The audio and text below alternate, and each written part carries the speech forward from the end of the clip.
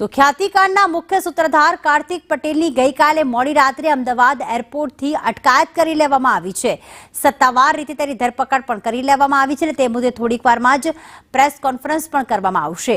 Crime branch દ્વારા કાર્તિક પટેલની અટકાયત કરી લેવામાં આવી। દુબઈથી રાત્રે 12 વાગે ઉપડેલી ફ્લાઇટ જ્યારે અમદાવાદ એરપોર્ટ પર પહોંચી ત્યારે એલઓસી જે દાખલ કરવામાં આવી હતી તેને લઈને દુબઈ એરપોર્ટથી પહેલા જ અમદાવાદ એરપોર્ટ પર કાર્તિક પટેલ અને તેના પત્ની આવી રહ્યા છે તેવી જાણ કરવામાં આવી હતી, જેને લઈને હાલમાં પ્રેસ કોન્ફરન્સ કરવામાં આવી છે।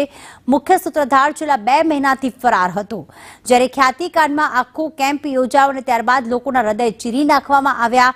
પીએમજેનો લાભ મેળવવા માટે ત્યારે આખો મામલો જ્યારે સામે આવ્યો હતો તે વખતે કાર્તિક પટેલ જે છે પોતાના પરિવાર સાથે ઓસ્ટ્રેલિયા ગયા હતા ફરવા માટે અને ત્યારબાદ આ આખો મામલો સામે આવતા પહેલા પ્રશાંત વજીરાણી, ત્યારબાદ કેટલાક હોસ્પિટલના સંચાલકો, ત્યારબાદ ચિરાગ પટેલ કે જે સીઈઓ છે તેમની પણ માફ કરશો ચિરાગ રાજપૂત કે જે સીઈઓ છે તેમની પણ ધરપકડ કરી લેવામાં આવી હતી।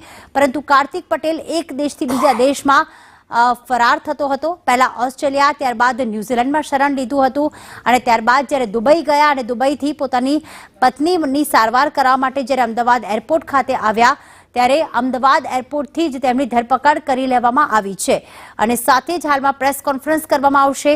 આખરે કાર્તિક પટેલ પોલીસ સકંજામાં આવી ગયો છે। ક્રાઇમ બ્રાન્ચ દ્વારા તેમની ધરપકડ કરીને આવતીકાલે તેમની જે કોર્ટ છે તેમાં રજૂ કરવામાં આવશે અને રિમાન્ડની પણ માંગ કરવામાં આવશે। ડાયરેક્ટર અને સીઈઓની ભૂમિકા અંગે તપાસ શરૂ કરવામાં આવશે, કારણ કે જે 21 કર્મચારીઓના નિવેદન લેવામાં આવ્યા છે તેમનું કહેવું છે કે હોસ્પિટલમાં તેમના આદેશથી જ બધું જ કામ થતું હતું। કયા કેમ્પ ક્યાં યોજવા, કયા ગ્રામ્ય વિસ્તારમાં યોજવા અને સાથે સાથે કેટલા લોકોનું ઓપરેશન કરવું તે બધા જ આદેશ કાર્તિક પટેલ તરફથી જ કરવામાં આવતા હતા। તો આખરે અત્યાર સુધી કયા આદેશ આપ્યા છે? વર્ષ 2021માં જ્યારથી હોસ્પિટલની શરૂઆત થઈ ત્યાર પછીથી આખો ઘટનાક્રમ અને કઈ રીતે પીએમજે હેઠળ કૌભાંડ આચરવામાં આવ્યું તે તમામ વસ્તુ કાર્તિક પટેલની પૂછપરછમાં બહાર આવી શકે છે।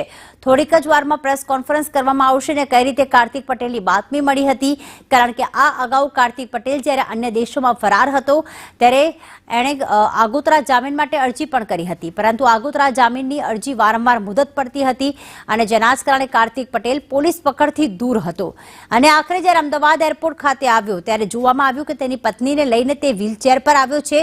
તે તેની સારવાર કરાવવા માટે અમદાવાદ ખાતે આવ્યો હતો અને ક્રાઇમ બ્રાન્ચે તેને એરપોર્ટ પરથી દબોચી લીધો છે અને પૂછપરછ શરૂ કરવામાં આવી છે। હવે ખાસ આવતીકાલે તેને કોર્ટમાં રજૂ કરી રિમાન્ડની માંગ કરવામાં આવશે।